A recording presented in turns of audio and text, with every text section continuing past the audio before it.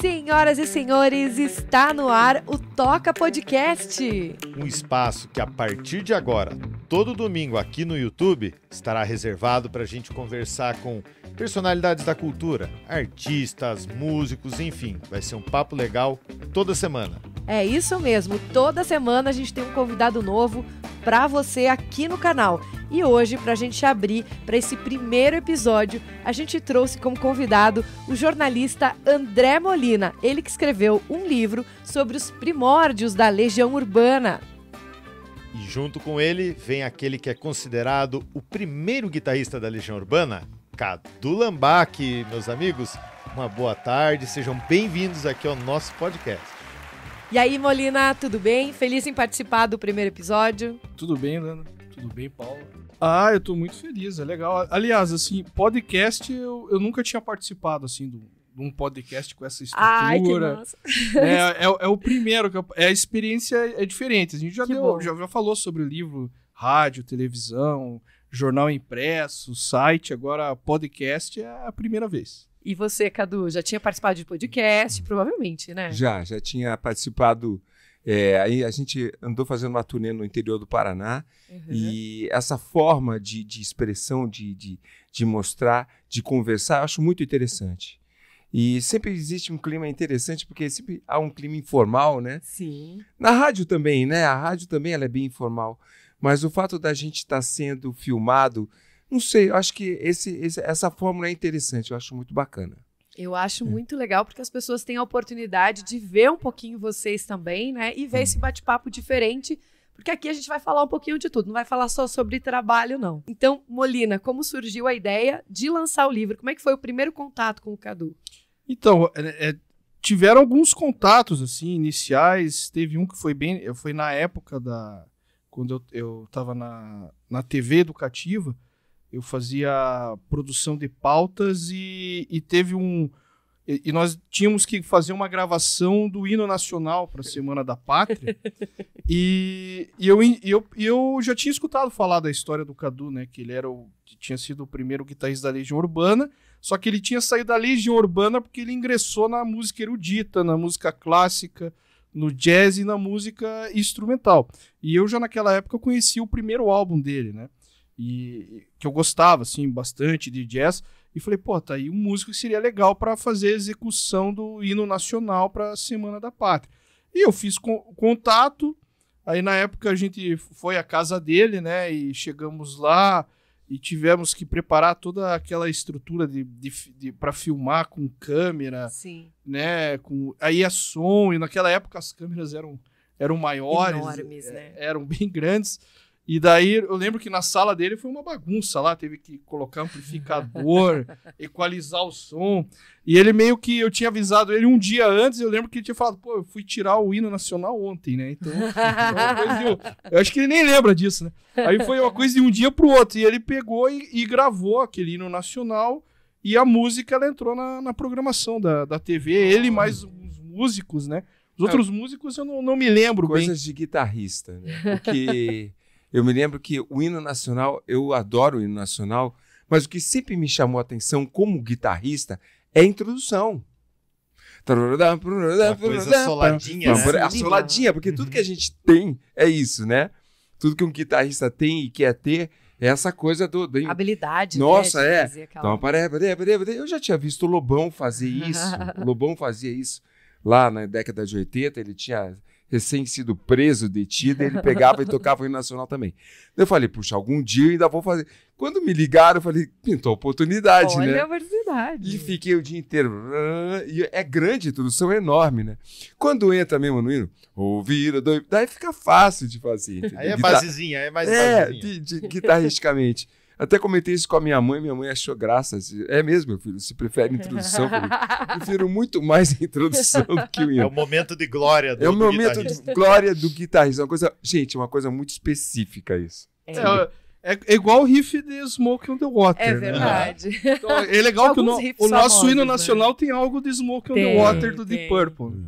E aí, depois desse contato para gravar o hino nacional, você... Não, daí o que aconteceu? Eu fui escrever Aqui, esse ó. livro aqui, Vou mostrar pra galera aqui. que é o Divã do Rock Brasileiro. Ele é um livro com entrevistas de músicos do rock nacional dos anos 80. E eu fazia várias entrevistas de freela, blog, site, e começou a acumular. E eu acho que o jornalista ele tem muito a herança do jornalista é o trabalho que ele faz, né? É o registro das reportagens, é o registro das entrevistas, é a história que ele conta. Então eu decidi juntar todas essas histórias, essas entrevistas nesse livro. Uhum. E eu achei, por que eu não faço mais entrevistas? Aí comecei a entrevistar mais gente. E no momento em que eu fui abordar, porque ele é dividido em estados brasileiros, né? Fui abordar Brasília, eu precisava entrevistar alguém que tivesse ali da Legião Urbana, história ali, Capital Inicial, Plebe Rude.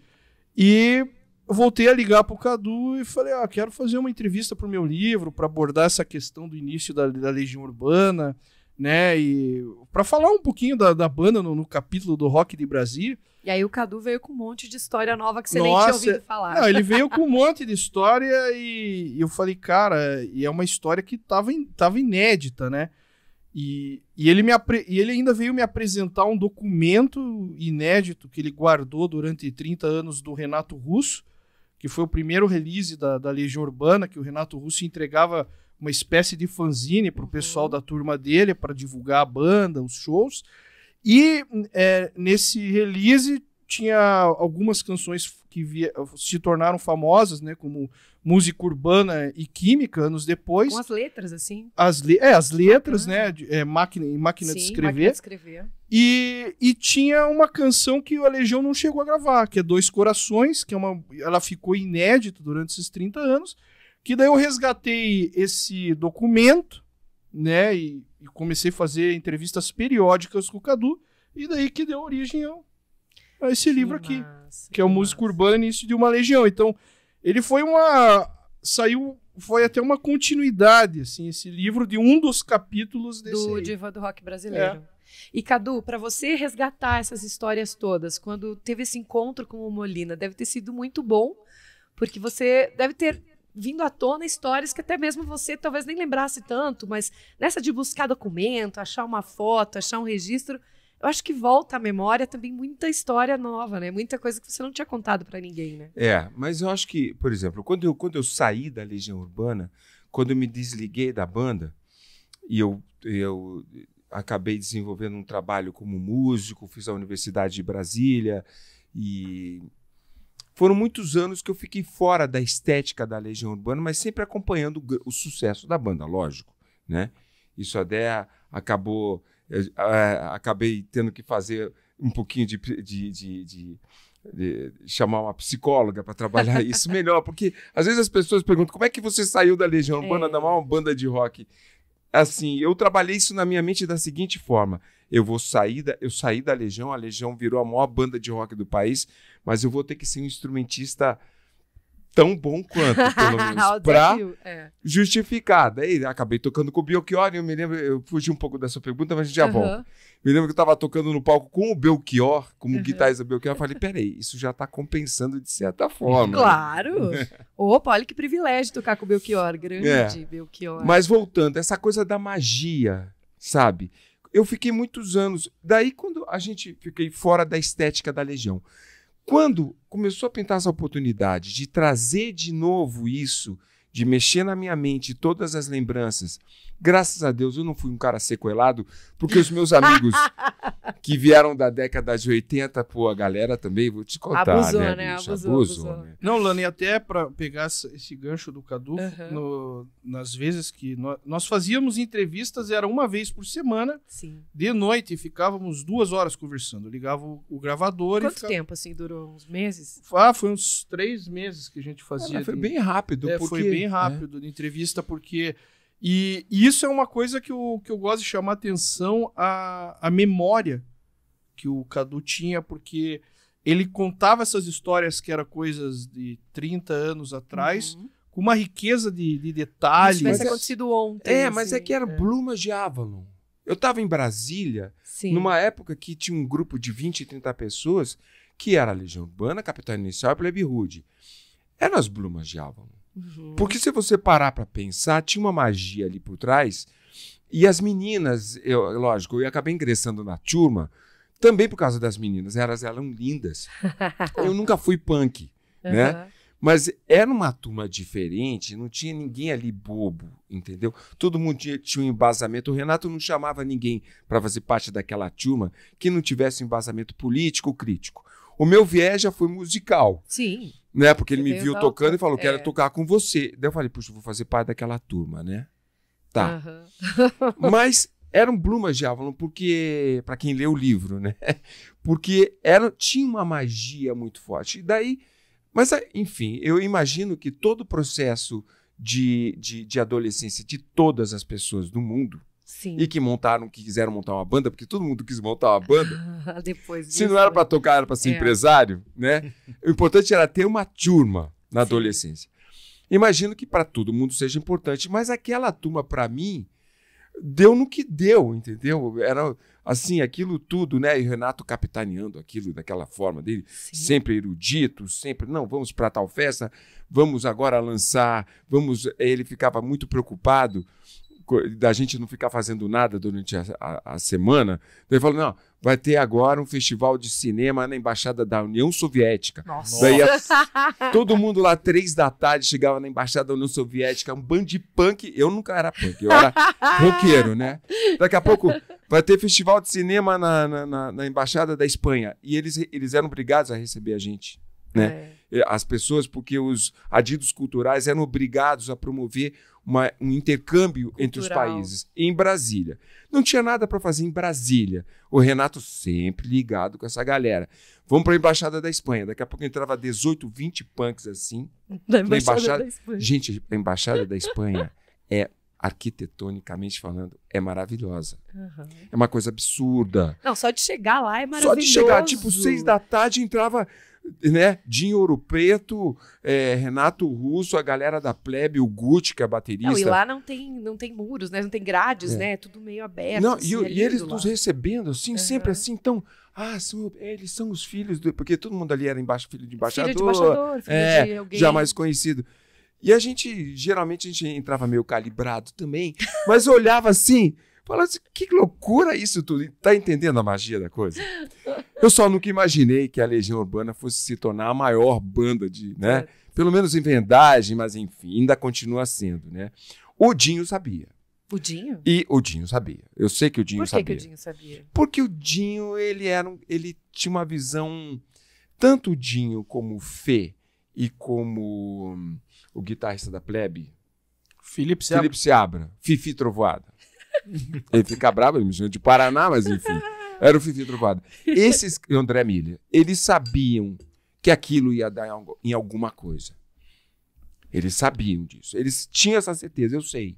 Eu já não sabia, porque para mim, como voltando à questão guitarrística, guitarrista para mim era Pepeu Gomes. Então Pepeu Gomes tinha uma destreza, tinha um conhecimento guitarrístico que eu sei que ia demorar muitos anos para eu chegar. Eu teria que estudar muito, né? Acontece que o rock and roll vem numa esteira de quebrar aquele padrão de virtuosismo e esse movimento era justamente de ruptura. O punk veio numa ruptura de quebrar os parâmetros do rock and roll. Né? Então não precisava ser um guitarrista bom. Ao contrário. Tinha que ser alguém ousado ao ponto de mudar, inclusive. Era uma coisa mais de a forma. palco e Muito tal. mais vontade até do que... Mais atitude do que técnica. Eu preocupado em estudar Pixinguinha, Heitor Villa-Lobos, os caras que nada, vamos quebrar isso. Enfim, mas essa era a magia de Brasília dessa época. E eu tive a oportunidade de fazer parte dessa turma, sabe? Um pouquinho disso a gente conseguiu visualizar com o filme, né? Que foi lançado há pouco tempo, né? O Somos Tão Jovens. A gente conseguiu visualizar um pouquinho do que eram aqueles grupos, né? O que é fazer parte daquela patota, se é que a gente pode chamar assim. Aquela ambientação. Né? Aquela ambientação. Existe essa ambientação. Brasília. Só que é um filme contado pela mãe. Sim. Agora você imagine a tua mãe contando a tua vida. Talvez. Você vai falar, não, mãe, peraí, mãe. Né? Aquela coisa. Mas, enfim, essa era a magia mesmo, né? Você estava falando sobre... E a questão do filme, que é de grande importância também, é o registro do cenário em que aconteceu a história. Porque o cenário, ele contribui com tudo, né? Com a maneira como eles faziam as músicas debaixo dos blocos reunidos, né? Sem muita opção de lazer. Você começa a visualizar o que eles estavam passando, enfim, exatamente. Né? De onde vinham as ideias. Aquela impressão de Brasília de espaço aberto, tudo parece longe. As pessoas perguntam para mim, mas você é aborto elétrico? Eu falei, né, eu sou pós-aborto, eu sou primeira formação da Legião Urbana. Né? Então eu sou seminal a Legião, né? E eu me lembro do Renato na primeira música, que é a música que está aqui nesse livro, que chama-se Dois Corações. É uma música muito interessante porque a gente tinha um repertório. A Legião Urbana nessa época tinha um repertório que nunca foi tocado. Entendeu? Quando eu fui remexer nesse baú, que eu procurei, que eu achei esse material e que, evidentemente, eu fiz o correto, eu peguei esse material e encaminhei para o herdeiro, para o filho do Renato. Sim, sim. Eu achei que esse era o correto, né? Juliano, mas, né? Juliano. Isso. Quando eu encaminhei esse material, mas eu me lembrei, tudo veio à tona, porque era um material que a gente já tinha. O primeiro show da Legião Urbana, daquele que a gente foi detido, e toda aquela história lá em Patos de Minas, a gente tinha um repertório. A gente já tinha um show pronto, né? De trio, a banda era um trio, depois entrou o Paulo Paulista, tecladista, mas era uma banda legal, eu curtia tocar com a Legião, aquela Legião era legal. E por que você saiu? O que aconteceu? Foi um momento teu que você quis seguir uma carreira mais erudita, como você falou, ou entrou outro cara na jogada? Como que foi essa saída? Olha, agora, depois de tantos anos, eu vejo com mais clareza isso tudo. Tem questões estéticas envolvidas muito importantes aí. O Renato, quando me chamou para entrar, ele queria aquela sonoridade para uma banda. Naquele momento. Ele queria aquele guitarrista virtuoso que ele viu. Não que eu fosse virtuoso. Eles me chamam de virtuoso, mas eu nunca achei isso. Entendeu? É porque eu fazia escala pentatônica em 5 digitações na guitarra, sendo que eu aprendi isso sozinho, entendeu? Na época não tinha professor de guitarra, né?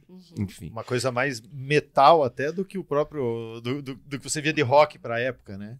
Mas assim, o que eu fazia era explorar o braço da guitarra. Era na verdade... Independente da estética, né? Na verdade, esse virtuosismo do Cadu era um virtuosismo em comparação ao que os outros tocavam naquela época. Exato. Então, Entendeu? ele queria, quando ele me chamou, ele queria essa sonoridade pra banda, né? Então, e eu não fiquei com a banda muito... pela pressão da turma. A turma começou... Eu me lembro que o primeiro show que a gente fez em Patos de Minas, quando a gente voltou de ônibus, me lembro do Felipe Seabra e da galera da Plébia no meu ouvido falando, cara, Led Zeppelin não tá com nada. Ô, louco!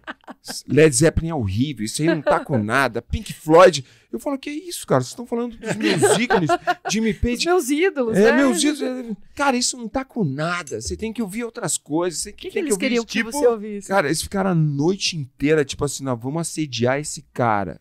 Isso depois da gente ter sido detido. Ave Maria. Né? Já foi naquele momento de reflexão que vocês tiveram dentro da penitenciária. E o Renato, eu me lembro que o Renato segurando o travesseiro, que ele viajava de travesseiro. Você vai entender, tem gente que viaja com travesseiro. E ele ficava olhando assim, aquela cara dele, assim, olhando, tipo, o Paraná tá sendo assediado, mas tu vou dormir, né? E os caras no meu ouvido, quer dizer, houve uma pressão Tá, para eu mas o que sair. eles queriam que você ouvisse? Não, agora fiquei curioso. Eles queriam ouvir que eu visse aquelas bandas punks, mas as bandas punks que chegavam a Brasília Uhum. eram punks alternativas, Ah. que vinham da Alemanha, que Era vinham mais de outro- underground, assim. Nossa, É o era punk uma- do punk. era o punk Punk do punk. E ao ouvir aquilo, tinha uma coisa com eletrônica também, com rock and roll eletrônico.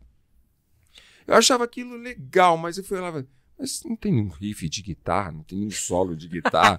Aquilo tudo era meio estranho, era o contraste do que eu estava acostumado a ouvir. Porque ao mesmo tempo que eu ouvia isso, eu ouvia também Hermeto Pascoal, ouvia Gilberto Gismonti, Sim. porque eu tinha esse outro lado da minha família, minha mãe pianista e tal. Então tudo isso contrastava, sabe? Então era muito, a pressão da turma era muito forte nesse sentido. Eu já não estava achando que aquele ambiente fosse para mim, mas com 16 anos, você não tem essa visão que eu estou tendo agora, Claro. explicando para você, Lana. Não, e a entendeu? gente não tinha nem. Você também nem teria ideia do que tudo isso se transformaria. E vocês estavam vivendo um momento de grande repressão, inclusive, de opiniões. De transição, De transição, né? Tanto cultural, política. O país passava por uma mudança grande. Então, eu imagino que também, para quem queria ser contestador, né? Como nas letras poéticas do Renato, que sempre havia essa coisa contestadora de Transgressora, de alguma forma. de alguma forma você também tinha esse movimento de ninguém sabia para que lado, o que ia acontecer com tudo isso, né? Mas é interessante você falar sobre isso, porque Era muito reprimido o também. importante era o verbo Uhum. nessa questão. A contestação era importante, a transgressão é importante. A guitarra fica em terceiro plano. Nossa! Tá? Vamos combinar. Esse era. Então, voltando à sua pergunta. Então, Paraná, você vai ficar em terceiro plano. Você vai fazer barulhinho na guitarra. Nossa! Né? Barulhinho na guitarra, tem uma matéria chamada Noise, em Berkeley, que você trabalha barulhinhos, Ruídos. ruídos. Isso é interessante pra caramba. Mas, gente, isso é em 82, sabe? Então, essa foi a razão, vamos dizer, estética ou técnica Sim. pela qual eu saí da banda, né? Mas assim, até pelas conversas que eu tive com o Cadu e até vendo entrevistas e registros históricos e outros livros, dá para perceber que tinha essa pauta, essa ditadura de ser uma coisa, um formato mais simples para música, com poucos acordes, a guitarra, que nem o Cadu falou, em terceiro plano.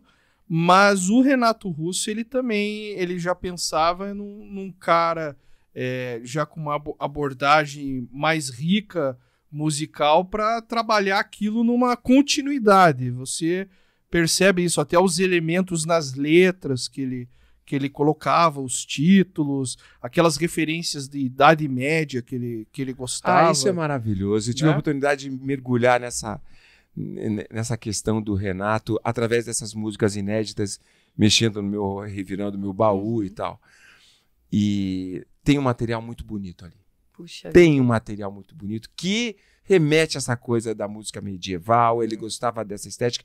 Inclusive, a primeira música que a gente ensaiou, que é Provençal das Quadras, que é uma música que que os legionários não conhecem, tinha essa coisa da música medieval, da Renascença, perdão. Da E eu Renascença. não esqueci dessa melodia, e daqui a pouco ela entrava num blues, assim, e daqui a pouco voltava para a Renascença. Então era essa legião que eu tive a oportunidade de viver, de conviver, do comecinho, da origem. Sim. Ela tinha essa magia, sabe? Pena que não acabou, que eu saí da banda. Mas que bom também, porque a banda também desenvolveu uma com outra. Nossa, a banda virou o que virou. Sim. A Legião Dado Bonfá, Renato Russo e Renato Rocha. Para mim, essa é a formação. Quanto você? tempo você ficou na banda? Desculpa, fiquei- cortei na Imagina, pergunta. não. Fiquei um ano com a turma, Uhum. e um ano porque ele. É. A turma era uma família, né? Aham. Então, primeiro você entra pra turma, daí acabei namorando a depois menina entrar da pra turma, daí festas e festas e festas. Nossa, meu pai do céu. E entrei pra Legião, quer dizer, já estava na Legião, né? Mas a gente ensaiou muito tempo, durante um ano.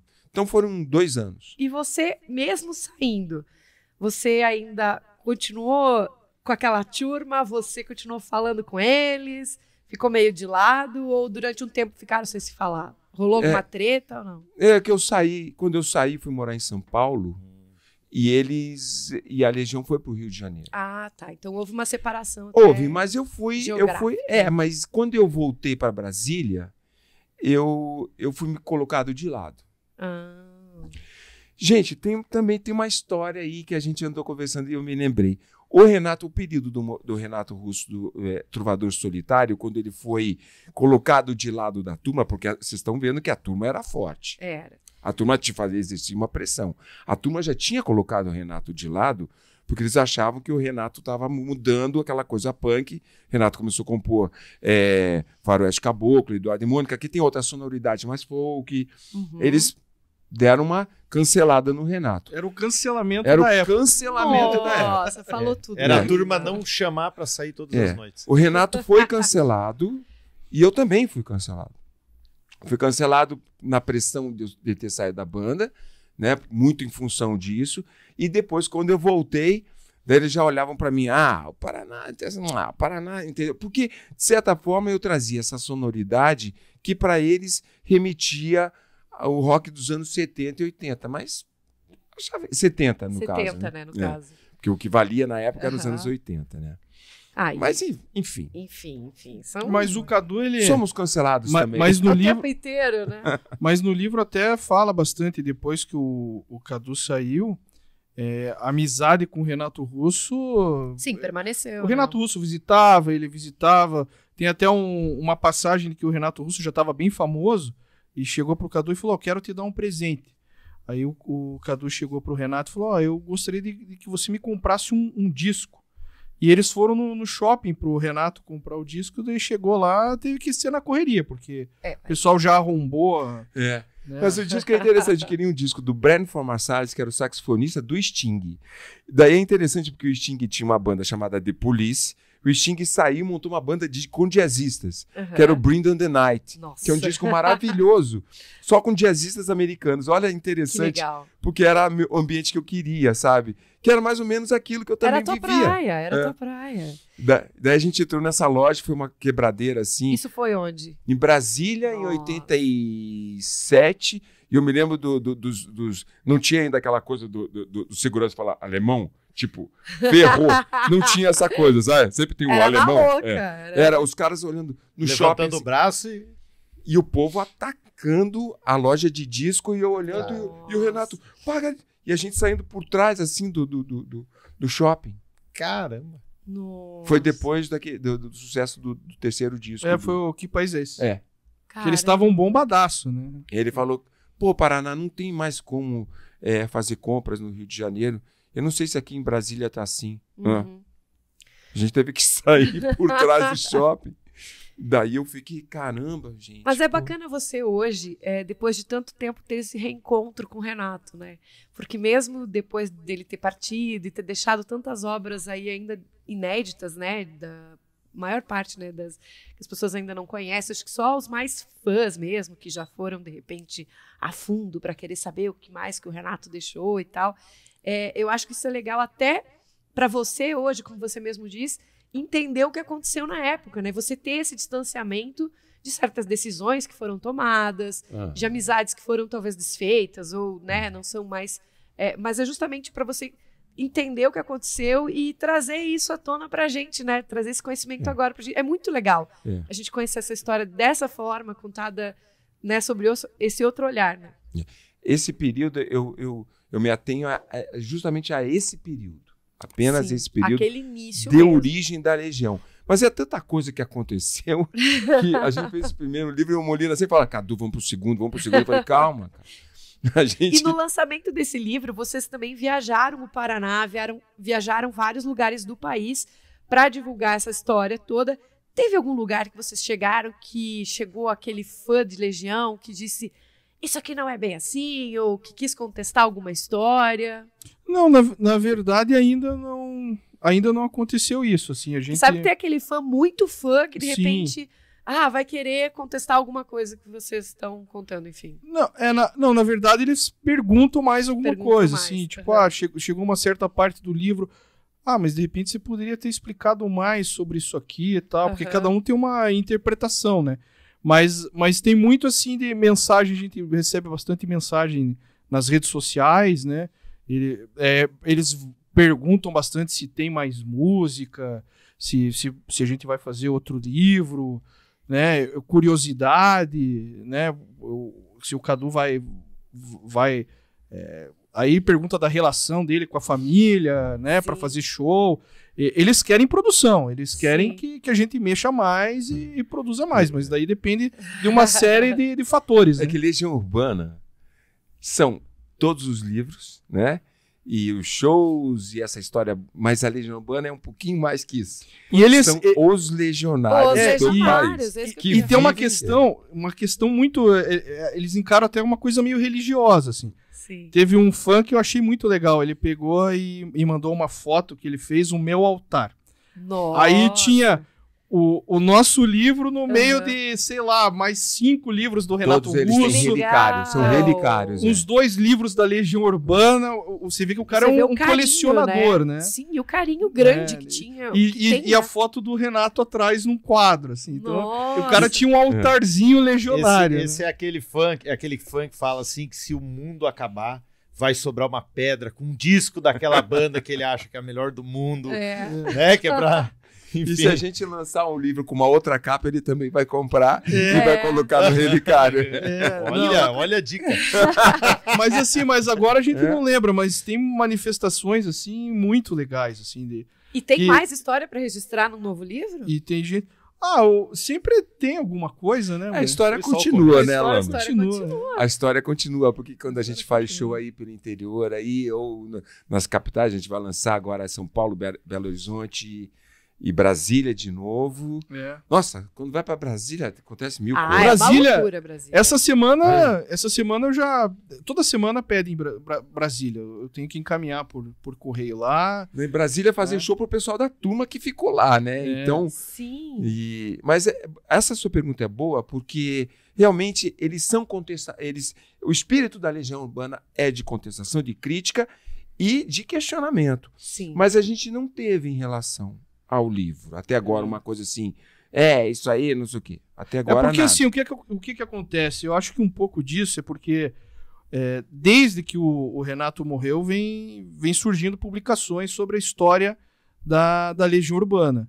Só que eu não sei... Histórias não contadas. Né? Eu não sei por que motivo a parte do Cadu, do Eduardo Paraná, ele ficou um buraco, porque as pessoas, os jornalistas, os escritores, pesquisadores, eles abordam lá a adolescência do Renato, quando era o aborto elétrico. E daí tem a parte do Trovador Solitário, que é essa parte do cancelamento, e daí já fica um link direto para quando a Legião gravou o primeiro disco e ficou famosa.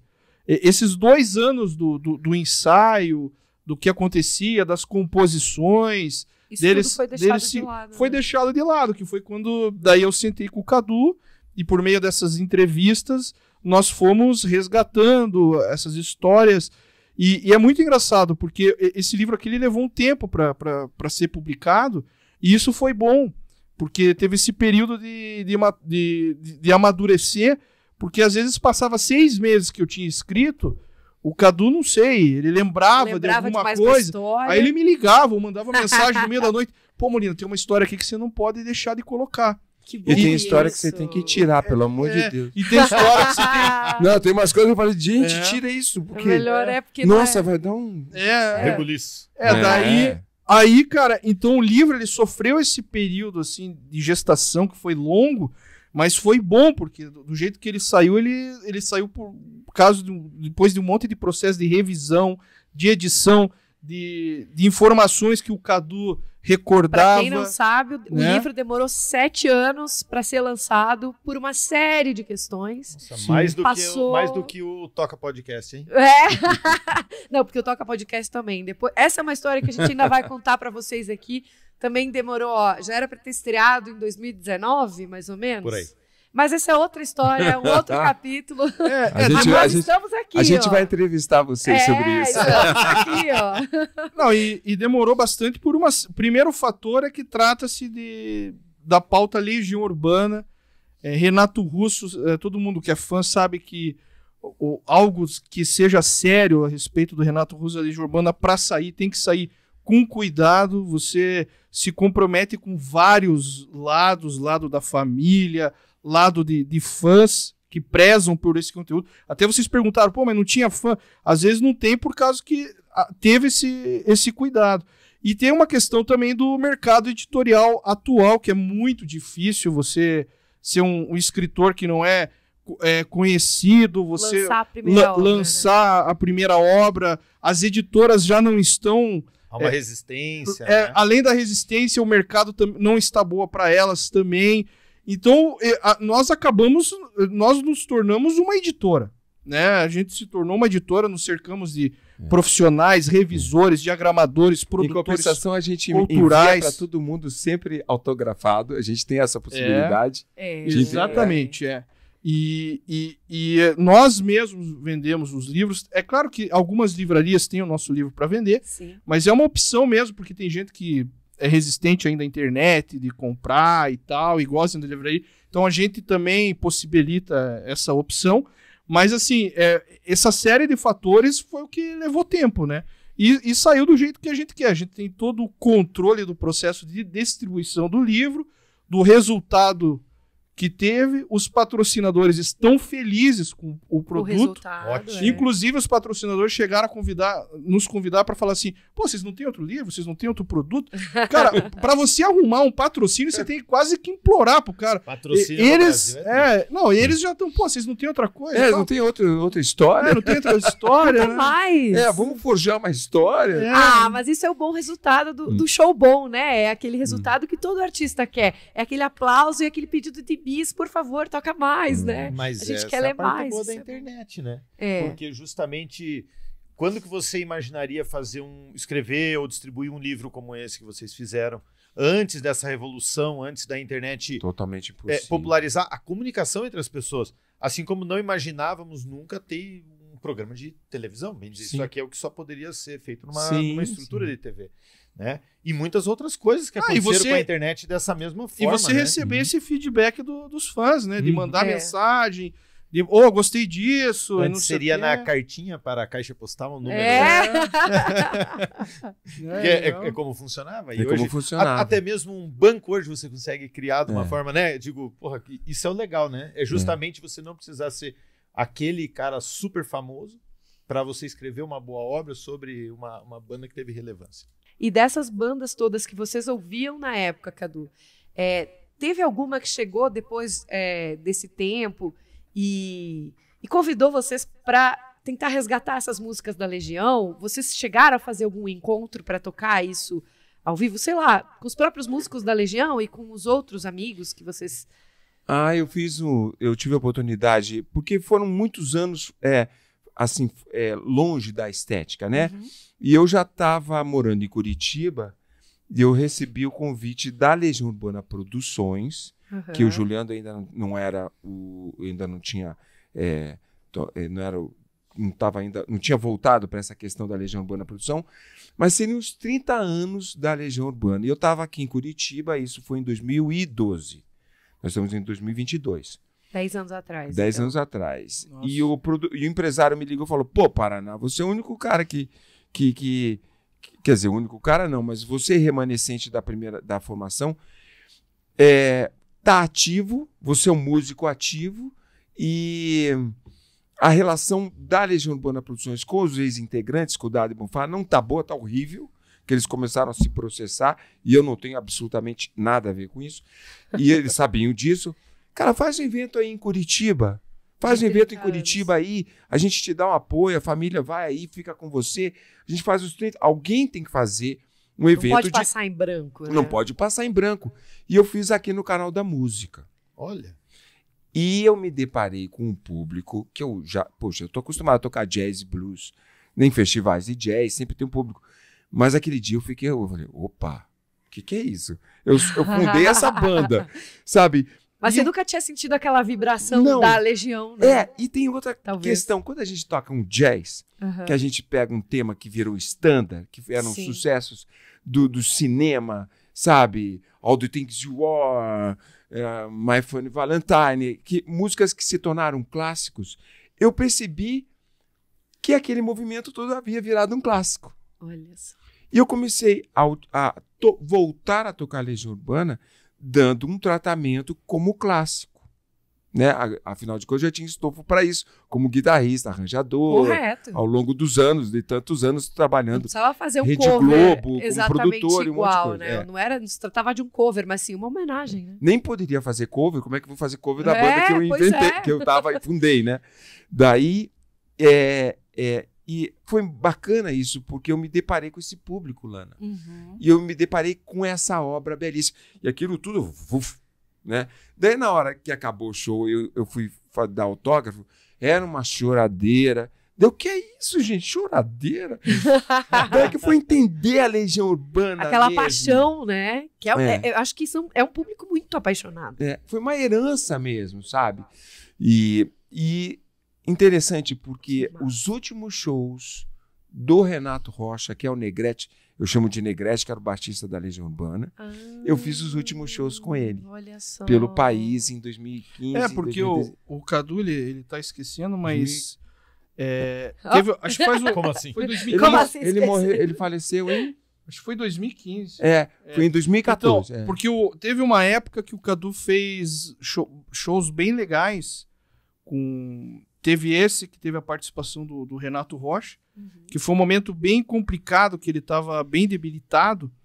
E nessa época o Juliano estava ajudando o Renato Rocha a retomar. Então ele meio que chamava o Renato Rocha para os tributos. Contratava a gente para fazer. Que o Cadu tocava. Que o Cadu ele chegou a fazer uns projetos legais com o pessoal do Charlie Brown Jr., Sim. do Tijuana, de tributo à Legião. Ele chegou a fazer com o Bruno Gouveia do Biquíni. do Biquíni Cavadão. Uhum. Né? Então, esse ano, que eu acho que é 2015, 2014, por aí, foi bem intenso essa agenda de tributos, assim, com nomes do rock nacional, e muito legal essa retomada do Renato Rocha, né? De tentar retomar para a carreira artística. Agora, infelizmente ele morreu, né? Pois é, mas, Cadu, mesmo assim agora, nos últimos anos, a gente viu esse retorno da Legião Urbana, né? A banda meio que voltou a tocar junta, né? Tocar todos juntos. Nenhum momento te chamaram ou você chegou a participar com eles no palco? Porque agora tem um novo vocalista também, né? Sim. Não, eles não me chamaram. Não te chamaram? Não. Muita gente chega pra mim e fala, pô, cara, você tinha que estar lá, você tinha que estar. Porque existe realmente esse carinho do público que quer ver a gente no palco, né? Quer ver a turma junto. Quer ver a turma junto, Reunida. Mas né? não é. Mas tudo bem também, porque eu acho que eles desenvolvem um trabalho, fazem um bom trabalho, lógico, né? Dado e Bonfá. E eu tenho essa história da origem, né? Então... E outra coisa que eu queria te perguntar. A gente tem aí pelo país vários músicos, cantores muito bons, que além de cantar o repertório do Renato, ainda se vestem como ele. E tem um trabalho belíssimo de covers, né? Tipo, a gente tem aí aqui em Curitiba o Miro Pena, que canta muito bem e tem... Nossa, a primeira vez que eu vi o Miro, eu confesso pra vocês que eu levei um susto, assim, gente, o Renato não morreu, né? Você fica assustado, assim, porque ele é muito parecido, né? Você já se encontrou com essas pessoas? Já chegou a tocar com algum cover do Renato? Não, aqui em Curitiba também não. Mas eu conheço, já assisti o show, realmente achei incrível. Né, o Miro, eu incrível. Sei, eu já vi outros também, mas o Miro, pra mim, acho que o mais parecido, assim. Você sabe que eu já vi cover, inclusive, da Legião Urbana lá no Acre, muito boa. Eu acho que eles eram de Manaus. Mas incrível.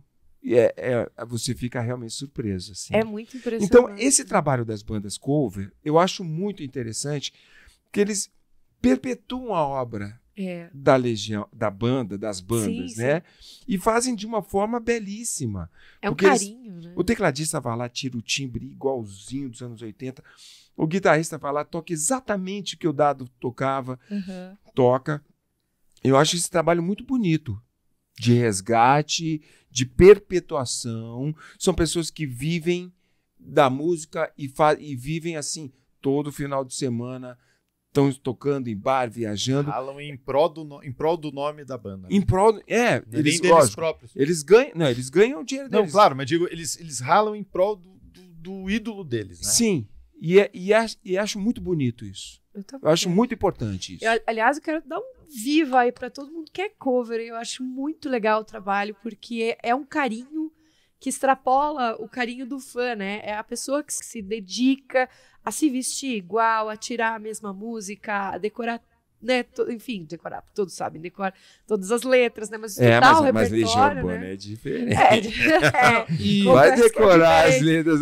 Não é bem Não fácil, é né? bem Vai fácil. cantar Eduardo e Mônica sem perder nenhuma. Mas tem um Faroeste Caboclo. isso, de devoção também.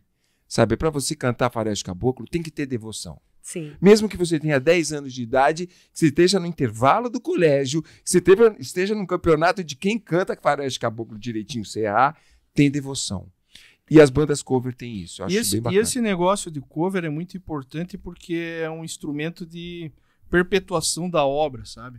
Porque você percebe as bandas que conseguem ter vários covers nas regiões, elas renovam o público, o público escuta as músicas, pessoas das novas gerações conhecem as músicas. Por isso que você pega o rock brasileiro, Legião Urbana, Raul Seixas, Engenheiros do Havaí, toda grande cidade que você vai tem alguma banda cover e qualificada que faz esse trabalho aí. E nesse sentido, a gente tem aquele filme Yesterday, que imagina como seria um mundo sem Beatles. E aí você pensa que tem uma pessoa ou outra que ainda lembra dos Beatles depois de um apagão, né? Sem muito spoiler, para você que aí de casa ainda não viu Yesterday, eu acho que tem que assistir. É um filme primoroso e dá essa ideia justamente de uma pessoa no planeta ainda lembra de Beatles. E quando vai cantar, as pessoas ficam encantadas com aquela letra, com aquela poesia. Depois, né? E a pessoa fica pensando, nossa, mas você compôs isso? Não, essa música é dos Beatles. Beatles?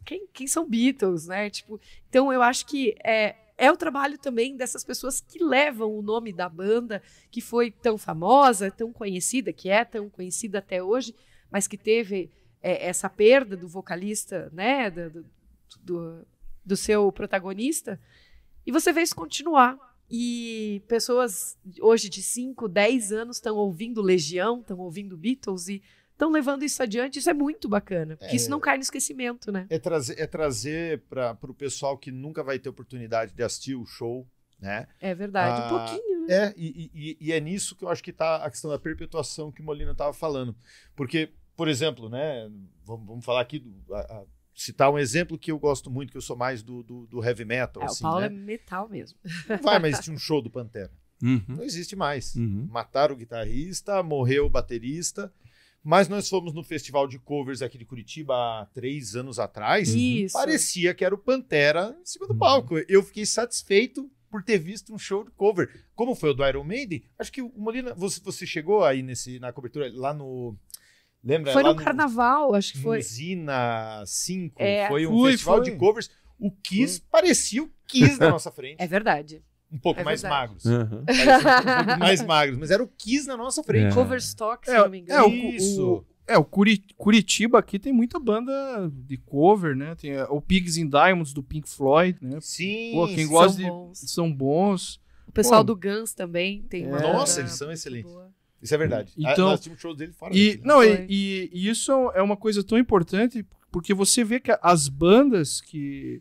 A gente não vai citar nome aqui, mas bandas que de repente não caem nesse gosto de ter esse culto, essas bandas covers, elas vão perdendo o público, elas vão caindo no esquecimento. E aliás, eu quero mandar um beijo pro Rogério Franzini, que está assistindo a gente, o Franzico, que é um grande...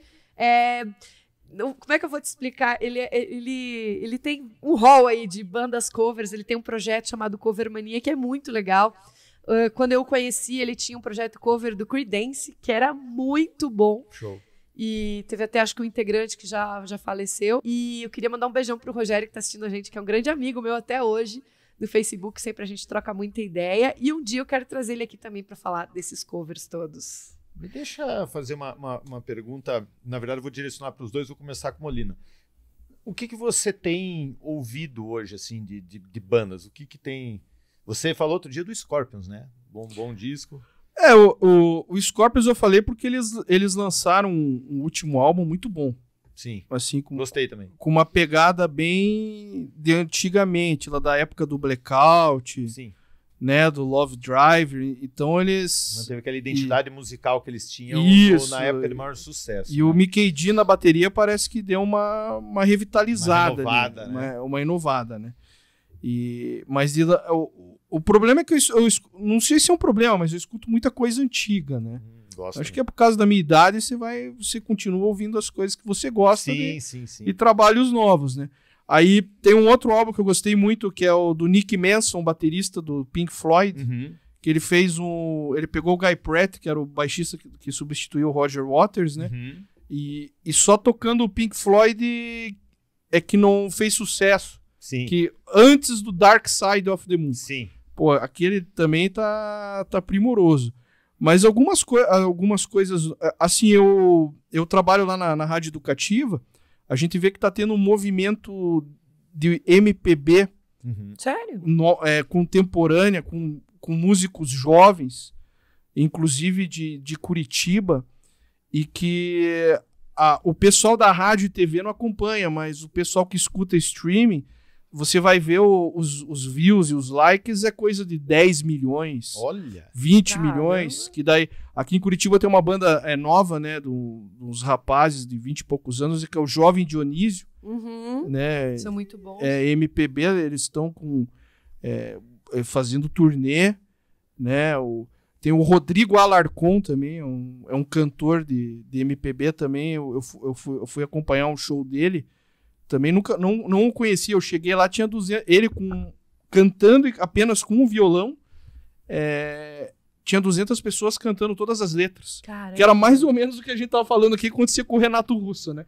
Ele chegava para fazer um show da Legião Urbana, se ele não quisesse cantar, o povo cantava Floresta Caboclo inteira. E isso é um fenômeno que eu não presenciava mais. Sim. E tô voltando a Que presenciar. legal. Então, o som hoje contemporâneo, essa MPB nova, né, que eles chamam de uma MPB nova, bem jovem, garotos de 20 anos, 22 anos, né, ele tá surgindo aí, eu acho que é a bola da vez, né? Eu pergunto agora pro Cadu. O que você tem escutado que estão nas suas playlists? Que pergunta, hein? Essa pergunta, olha Muita só. coisa. Não sabe o que é com o advento do YouTube? Lógico, eu tô ligado, eu tô focado, meus amigos que fazem turnê pelo mundo inteiro aí, tocando aí, fazendo festivais de jazz e tal. Eu sempre tô focado nas vertentes, o que tem de novo, eu quero ouvir coisa nova. Mas eu não acho nada Olha. em nenhum gênero. No rock, no pop, no funk, no O que jazz. você acha que tá faltando? Não sei.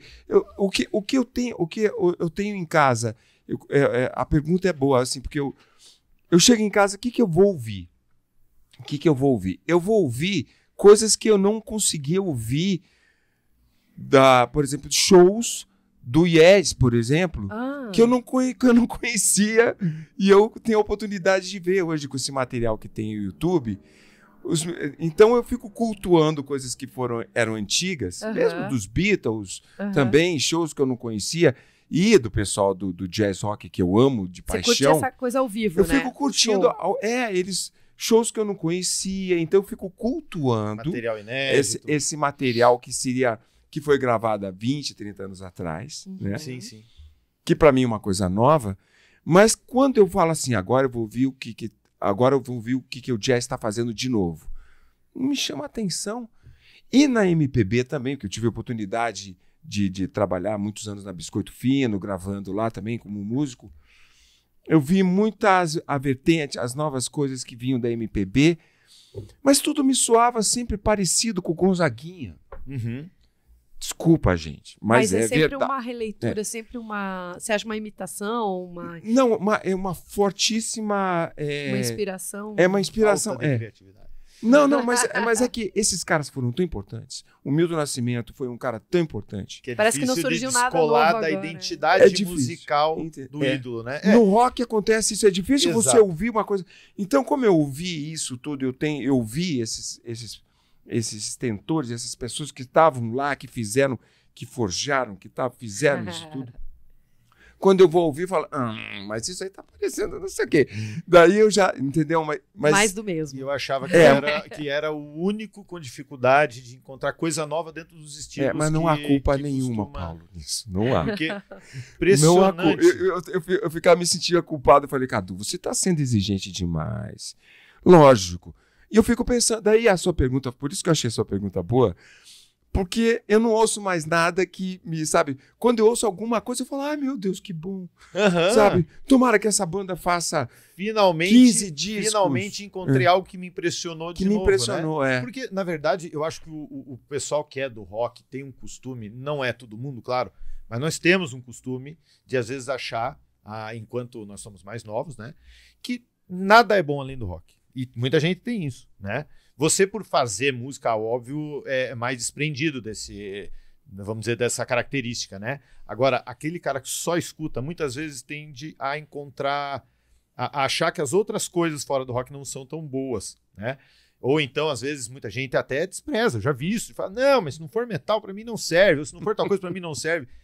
E eu também tive um pouco disso quando eu tinha meus 18 anos. Naquela bolha. É o chiqueirinho, né? Tá no chiqueirinho. E é engraçado como de repente até um ritmo diferente, algo que você nunca imaginava que você fosse gostar, te faz a ficar empolgado de novo, a conhecer coisa nova. Porque, vocês vão lembrar da época em que era gostoso você entrar numa loja de disco, ou até mesmo na época do CD.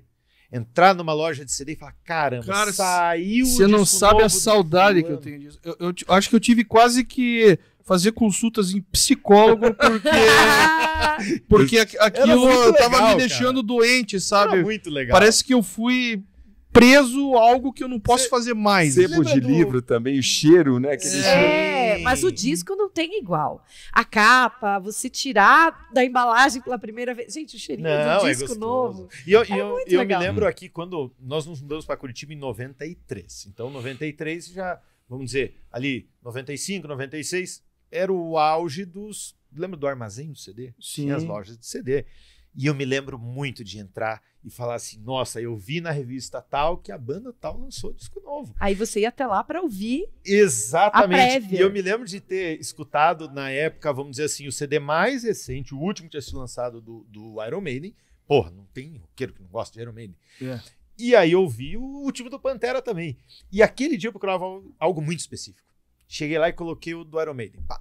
Não me lembro que disco era, acho que era um ao vivo lá. E aí, ele começou bem fraquinho. Falei, nossa, mas eu tava procurando um negócio um pouco mais, né? Mais nervoso. Quando coloquei o do Pantera, que começou com uma paulada assim, tocando, eu falei, nossa, isso é o que eu queria. Hoje não é mais assim. Hoje, qualquer coisa que você escute, acho que é por você não ter esse procedimento todo, de ter que ir à loja ansioso, você não tem... Ver como que vai ser a capa do disco. Faz toda a diferença, a expectativa imagina, muda né? em relação à música, né? Acho que a experiência de sair de casa, de guardar o dinheiro para comprar o disco. E receber os amigos em casa para ouvir o disco. Fizemos muito. Que eles não tinham, e para tomar um vinho, para ficar conversando e nem prestar atenção e no que gravar, tá tocando. gravar. E para gravar numa fita cassete, pra você ter no Nossa, Walkman para poder ir pro colégio. Agora, escutando depois. uma coisa que o Cadu falou aqui desse processo de ouvir música, isso aqui que ele falou é importante. Existe uma dificuldade, às vezes, de nós ir atrás de uma música nova, uma banda nova, porque quando a gente começou a ouvir música, você, para conseguir um disco, era difícil. Sim. E você ficava ouvindo meses o mesmo disco, ou a mesma meia dúzia de discos. Hoje, na nossa cabeça, a gente fica meio louco, porque você abre lá um Spotify um YouTube. É o que o Cadu falou. Chega a ser opção demais, né? Tem 20 discos ao vivo do Yes, eu quero ouvir. Aí, cara, como é que você vai ouvir música nova se você ainda não conseguiu ouvir todos os discos das bandas que você gosta? Uhum. Então você vai deixando de lado. Eu me lembro que no YouTube eu passei por algo parecido, porque tinha muito material inédito do Metallica, que só tinha naquele dito box branco que a gente não tinha dinheiro para comprar na época. Né? Você vai lembrar? Live Shit. Isso. Eu não tinha dinheiro para comprar aquilo. Sim. E de repente você abre o YouTube e tem aqueles ali, os caras tocando num estacionamento de supermercado em 1984. Você fala, caramba, cara, queria ter vivido essa época ali com os caras. Um som horroroso e você achava o máximo. Exatamente. Só por ser uma coisa diferente. Gravada no porão. Não, e tem histórias que você começa a conhecer, porque assim, na época, a molecada mais nova não sabe disso, mas existiu uma época em que não tinha internet, é verdade. Não tinha internet e você não conseguia saber das coisas tão rápido. Então, quando você via eles contando algo numa entrevista, numa revista, você falava, nossa, imagina que legal que foi eles lançando o primeiro álbum e o cara põe a guitarra pra cima pra ver se alguém vai bater o dedo ali, pega uma guitarra na mão dele e o segurança tem que correr atrás pra pegar a guitarra do Kirk Hammett. Uma coisa que você agora você vê isso. A revista Bis. A revista Bis, cara, e voltando à Legião Urbana, aqui eu lembro de uma reportagem. A Legião Urbana já fazia um tempo que tinha lançado Que País é Esse? Sim, sim.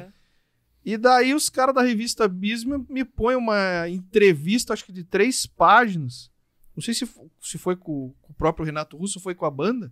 Deles comentando que estavam gravando 4 estações e que o nome do disco ia ser 4 estações. E que ia lançar no outro mês. Você imagina o grau de ansiedade, né? Rumores musicais, né? O grau de ansiedade. Você lê aquilo numa reportagem que o disco vai sair no mês que vem. Você fica que você não se aguenta. Né? Então, quer dizer, o processo do cara gostar da banda e de querer ouvir o disco, eles meio que semeavam isso de você querer, né? É o trabalho de marketing. E era na revista Bis, que saía uma por mês. E aí a gente tinha, pra quem tinha parabólica, né, no interior, principalmente que era onde eu morava, você podia assistir a MTV e ver os videoclipes, então. E aí você Mas já tinha... em 94. Aí você já tinha, quem já tinha videocassete em casa e tudo mais, podia gravar aquele videoclipe numa fita e assistir outras e outras vezes. Eu fiz isso. Eu tinha o Philips Monsters of Rock Nossa. com Iron Maiden tocando. E aí eu gravei aquilo, cara, eu assisti. E aí eu aprendi que tinha a questão da qualidade da gravação. Tinha como é que era? SLP e aí eu vi que eu gravei na mediana, falei, ufa, mas dava mais tempo. Dava mais tempo, mas o áudio ficava uma desgraça, meu Deus do céu. Eu tenho até hoje, eu guardo até hoje essas fitas. Olha só. Eu gravo fita cassete, eu tenho Tinha tudo. também, como é que era? Tinha o Hollywood Rock. Que acontecia. Eu não me lembro onde que passou esse Philips Monsters of Rock, mas não foi não foi na MTV. Eu lembro que eu assisti e falei, cara, é tão difícil conseguir esse tipo de material aqui. Não, vou guardar. E fiz umas 2 cópias. E pra quem tava fora do eixo Rio-São Paulo, quando rolava tipo um Rock in Rio da vida, que passava na televisão, era um acontecimento. Um acontecimento. As pessoas a gente parava pra assistir, eu lembro até hoje que meu pai um dia resolveu fazer uma traquitana lá em casa pra gente conseguir projetar a imagem da TV na parede pra poder ver grande. Que legal. E se sentir no show. Só que, cara, eu morava numa casa de madeira, então você tinha aquele telão com as madeirinhas assim no fundo, né? Mas tava valendo, era muito legal. Que legal. Eu acho que são experiências, né? E a gente queria se sentir no show, você queria estar lá assistindo, sei lá, o Queen, né? Estar fora do eixo São Paulo-Rio, nos anos 80 e 90, era uma realidade diferente, né? Digamos, o Brasil não era aquilo que acontecia em São Paulo. Até hoje o Brasil não é São Paulo e Rio de Janeiro, se a gente for pensar, né? Mas pelo menos com a internet a música, ela dissemina. Democratizou isso Democratizou, tudo, né? Claro.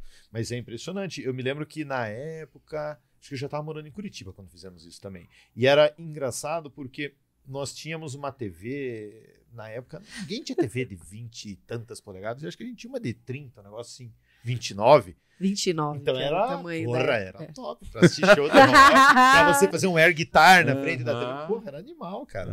E agora, voltando a falar um pouquinho do livro, eu queria até, não sei se vocês chegaram a acompanhar, mas aqui no canal a gente produziu um conteúdo no ano passado, em 2021, com o Cadu, uma entrevista que a gente gravou, contando um pouquinho dessa história toda e também com imagens. Então, se você gosta muito, está curtindo bastante esse papo, quiser continuar vendo isso e saber um pouquinho mais, dá uma olhadinha na nossa playlist do canal, que tem uma super entrevista. E também, nesse momento desse vídeo, a gente falava sobre o lançamento da Rota do Rock, que é o quê? São lugares emblemáticos para a Legião Urbana em Brasília, do surgimento, que foi criado tipo um roteiro turístico. E aí agora eu quero aproveitar para perguntar para vocês, porque naquela época que a gente gravou a entrevista, estava tudo bem no início. Como está hoje a Rota do Rock? Para quem for a Brasília, como encontra esse roteiro? Então, a gente pôde visitar lá a Rota do Rock e eu achei assim muito legal, porque transformou a cidade, vamos dizer assim, no museu do rock brasileiro. Né? É a visão que eu tenho. Rock de Brasília. Do rock de Brasília. A céu aberto. A céu aberto. Porque você pega o rock de Brasília sendo uma das principais manifestações do rock nacional, aquilo virou um museu a céu aberto. E nessa Rota do Rock eles fazem referência aos lugares, eles contam a história.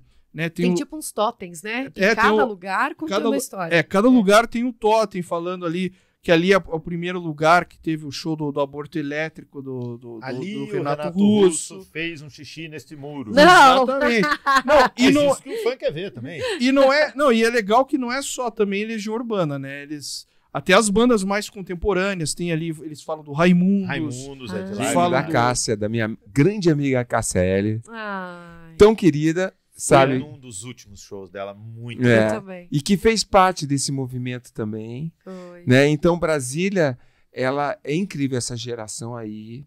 Que legal ter isso registrado. Não, é registrado. Cidade, não, né? e é pra ter, eu não sei se já chega a ter 40 locais, mas é pra ter 40 locais. Nossa. Nós fomos uns 20 e poucos, né? Uhum. Que não dá. Já é bastante coisa. Não deu pra ver tudo, mas nós fomos no que o Cadu ali. Ele recordando da história o que ele achava que. Mas é interessante que não dá pra não ir. As músicas permeiam a cabeça das pessoas, né? Principalmente do Molina, que é um pesquisador do rock and roll, né? Sim. Eu já estava fazendo parte ali, então a minha visão é de um pouco diferente, né? Que eu tinha lembranças ali da minha infância e adolescência, mas ele via a torre de TV e cantava música urbana, assim, na cabeça dele. Você não vê a torre, né? Aí toda a plataforma, né? Sai lá da rodoviária. E eu fui até a rodoviária e voltei até a torre só pra ter essa impressão. Nossa, pra contextualizar Impressionante que nenhuma agência de turismo tenha explorado esse tipo de pacote até hoje. Anteriormente, né? Agora eles tiveram essa sacada. Como demoraram, hein? Pois é, mas esse projeto aconteceu antes, eu vim saber agora, na Noruega. Com as bandas da Noruega. Sim, mas ali é mais death metal, black metal. Mas existe esse roteiro lá na Europa, que se vai pra Noruega. A igreja tal que tacaram fogo.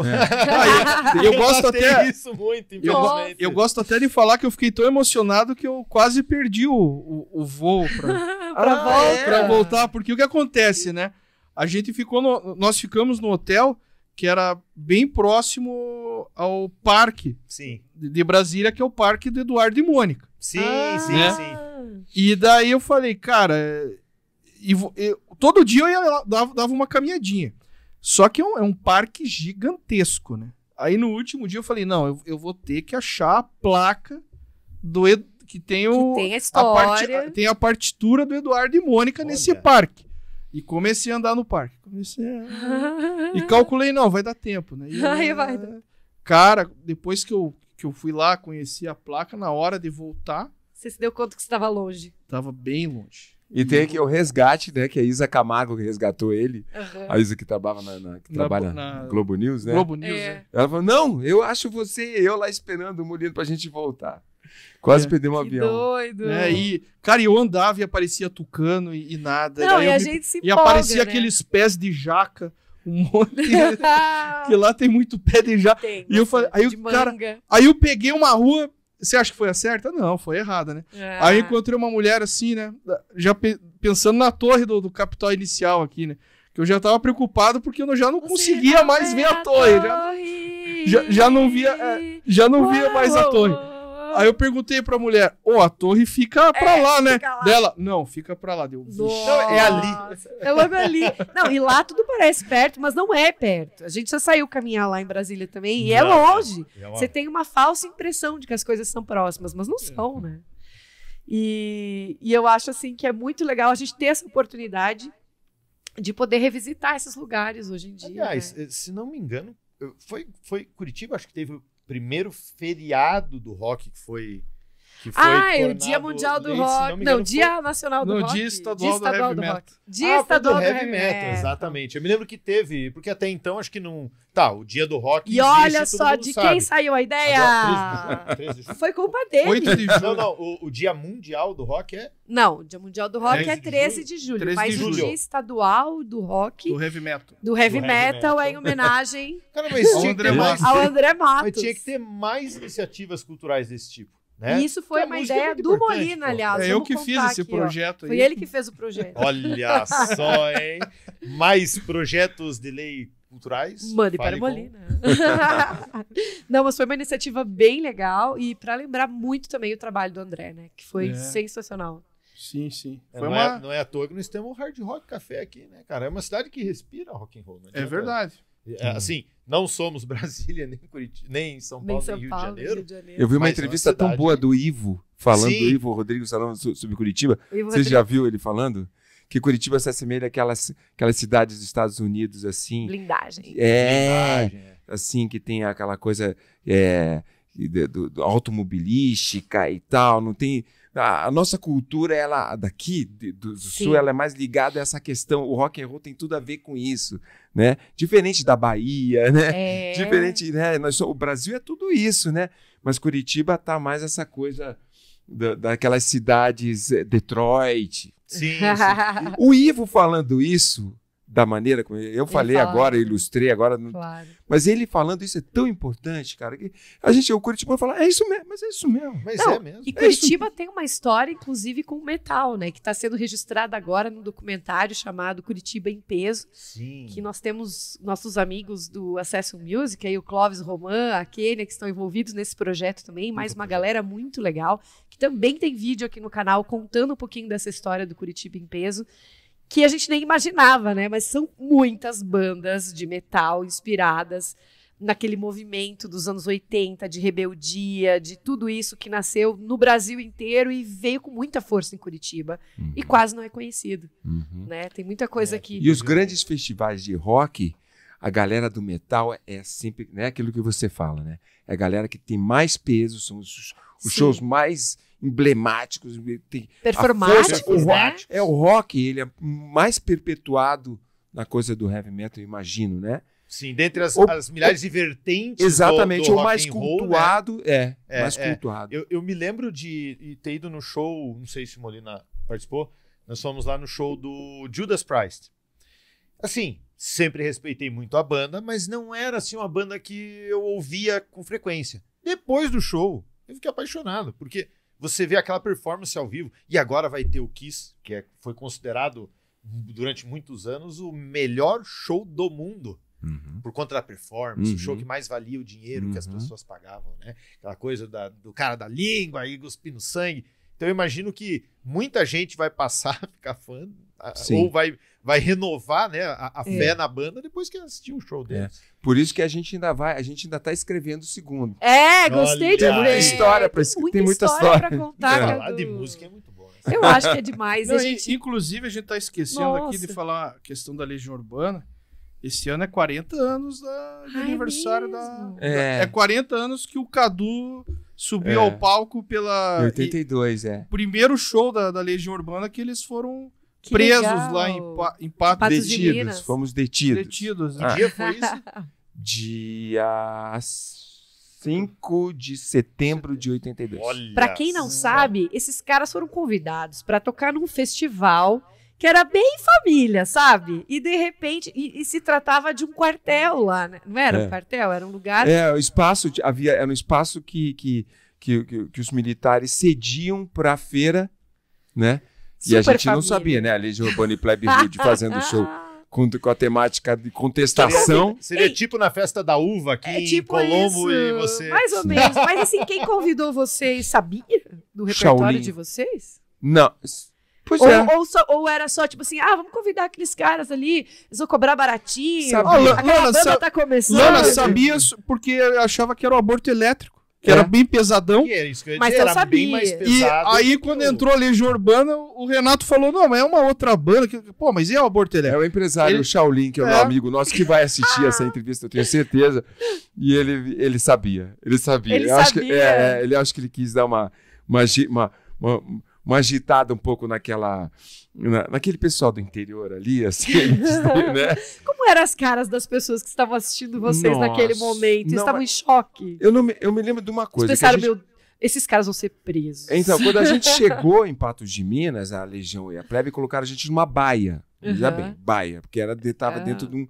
Né? Um quadradinho. Lá. Daí ficamos lá. Daqui a pouco o pessoal da Plebe, o Guti, o Felipe Seabra, o André Miller e o vocalista, o Ameba. Os 4 eram muito altos e muito brancos e se assemelhavam realmente àqueles caras assim, tipo assim, soldados da Croácia, assim, uma coisa meio... Sabe, os caras brancão, punk, né? Levantaram e falaram, nós vamos conhecer a cidade. Quando eu olhei aqueles 4 caras, e estava muito quente, eles tiraram a camisa e branco. Quando eu vi aqueles 4 descendo a ladeira, assim, e o povo assim, do interior. Gente. Eu falei, cara, não vai dar certo isso. E eu fiquei lá na baia olhando assim, isso não vai dar certo, né? E com umas calças selvagens, assim, os coturnos enormes, assim, falei, não vai dar certo. Mas deu, tanto é que eles voltaram, Sim. né? E a gente ficou esperando a hora de subir no palco. Subimos no palco, fizemos nosso show, mas na hora que a gente estava fazendo o show, eu já percebi uma movimentação. Vocês já cantaram, tipo, Que País é Esse? Ou Que País é Esse veio depois? Não, Que País é Esse? Estava também no repertório, mas Nossa, o que agitou mesmo... Gente, isso se trata da época da ditadura. Eu ia perguntar, essa letra Final passou da por uma censura? Passou pela conferência ali censura? Não, foi final de transição, final do Final da ditadura, da ditadura né? militar. E eu me lembro que a Música Urbana 2, Música né? Urbana 2 que foi que o povo ficou nervoso. Os PMs armados. Quando a gente falou dos PMs, daí os bichinhos começaram a ficar... Não à toa vocês saíram de lá para a traseira de uma veraneio. E a gente saiu, desceu, assim, me lembro, daí fomos um corredor polonês, né? E a gente, segurança, não. O Renato, Paraná, nós vamos ser presos. Vamos ser presos. Daí descemos presos. Algemado. Fomos lá, ficamos lá um tempo. Mas foi assim, detido, né? Prestou esclarecimento. Tem um charme ser detido nessa época, ser preso nessa época. E viram que vocês não ofereciam perigo pra ninguém. Não, né? tipo assim, coloca esses caras no ônibus o mais rápido possível. Tudo réu primário. Não é que acontece o seguinte, o Paulo fez uma pergunta importante, ele perguntou se as letras passavam pela censura. Na verdade, isso aí nós estudamos, os estudos que a gente faz, a gente vê muita declaração em relação a isso. O Renato, ele passava uma letra meio adulterada para passar. Aí, quando a letra voltava, ele já dava uma mudada de novo, entendeu? E cantava. Liberdade ele criativa. fazia adaptações artísticas, exatamente. Né, para melhorar. Poéticas para melhorar a poesia. Daí, essas aí davam confusão, né? Que país é esse? Veraneio Vascaína, ela chegou a ser proibida a radiodifusão até em 86, no primeiro disco do Capital Inicial. Tudo isso? Que o Veraneio Vascaína, o Capital Inicial gravou no primeiro álbum. E quem tem o LP do Capital Inicial, atrás tem o aviso ali. Essa música é proibida pela radiodifusão e tal. Nossa, não podia tocar na rádio. Rádio e TV, não podia. Só podia ouvir em casa. Você podia escutar em casa, mas não podia... Gente, veja que maravilha a época do disco, porque você podia ouvir músicas em casa que não tocavam na rádio e na TV. Agora, você acha que eu não ia na loja de disco e não olhava esse selo e falava, esse que eu vou comprar. Mas que rebelde você. Eram os trocadalhos do Carilho. Isso mesmo. Né? Sendo utilizados como ferramenta, né? Liberdade poética. Exatamente. Gente, o papo tá muito bom, mas a gente vai fazer o nosso encerramento agora. Até pra ter mais um episódio, né? Verdade, a gente quer o 2 daqui a um tempo, né? Por que não, né? Quando sai o livro 2? Ou antes disso, talvez? Por que não? Por que não? Então, primeiramente, eu queria agradecer demais a você que ficou com a gente até agora, que gostou desse papo, que está curtindo essa nossa ideia de trazer essas entrevistas aqui para o canal também. Agradecer ao Molina. Molina, valeu demais você estar aqui com a gente. A gente que agradece. Para falar de rock and roll é só chamar. Eu vou chamar, hein? Vou anotar isso. E Cadu, nossa, olha... orgulho demais ter você aqui de novo e tá podendo contar essa história de um jeito tão bacana, assim. Que bom. Eu me sinto também muito feliz de estar aqui, de fazer parte da estreia do projeto. Veja bem, eu nem sabia que era a estreia. Quando você não estava na estreia da Legião? Então você veio para dar sorte pra gente também. E tomara que esse projeto se perpetue muito, muito. Vou assistir muito a todos. E legal saber dessa coincidência dos 40 anos, né? Do início da Legião, né, gente? Olha que ano importante. A Legião Urbana já é uma pessoa de meia idade. Já. Sim. 40 anos, quem diria? Quem diria? E para mim parece que foi ontem, assim. E continua sensibilizando pessoas de várias gerações, né? Incrível, né? Essa é a magia do rock, né? Se tem alguém culpado isso, são os avós e os pais. É verdade. São todos culpados. E os filhos também vão continuar, e pelo que eu já percebi, assim, essa cadeia vai aumentar cada vez mais. Tomara. É isso aí. Quando a música é boa, ela tem que ser perpetuada. Gente, muito, muito, muito obrigada a todos vocês. E a gente se vê na semana que vem, nesse mesmo horário. A gente espera vocês aqui, né, Paulo? Exatamente. Gostaram da estreia do Paulo, gente? Opa, eu gostei. E agora os avisos da paróquia de praxe, né? Se você gostou desse vídeo, por favor, nos dê um like. Se você gostou muito, se inscreva no nosso canal, prestigie o nosso trabalho. Terminou esse videozinho agora? Dá uma olhada nas outras playlists ali, tem bastante coisa legal para vocês assistirem, beleza? Ô Paulo, até eu tive uma ideia aqui, foi assim uma coisa meio acidental, mas até peça, quem mandar uma mensagem mais legal vai ganhar esse livro aqui. Aí! Manda. Eu deixo aqui. Legal. Quem fizer a mensagem sobre a Legião Urbana, ganha o livro. Isso, até o fim de maio. Quem escrever a mensagem mais legal até o dia 31 de maio, que aliás, maio é mês do meu aniversário, então vai ganhar o presente aqui da Toca Cultural, combinado? Mas só vale para as mensagens escritas aqui no canal do YouTube. Fechou, meus amigos, é isso Beijo, mesmo. galera. Até a próxima. Tchau.